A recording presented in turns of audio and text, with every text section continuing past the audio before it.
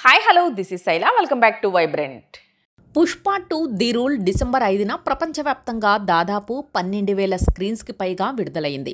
December 4వ తేదీన premiere shows నుంచి సూపర్ బ్లాక్ బస్టర్ టాక్ రావడంతో బాక్సాఫీస్ దగ్గర రికార్డుల జాతర మొదలైంది.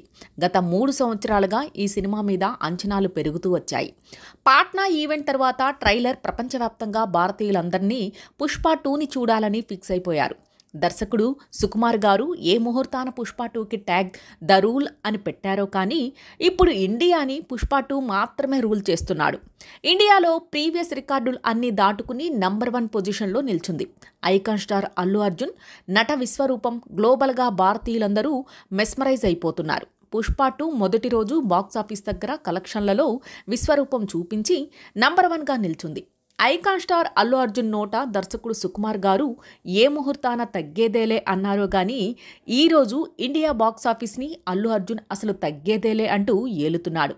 ఫస్ట్ డే 300 కోట్ల కలెక్షన్తో ఇండియా నంబర్ 1గా బిగ్గెస్ట్ స్టార్గా icon star Allu Arjun iconic రికార్డ్ని సొంతం చేసుకున్నారు.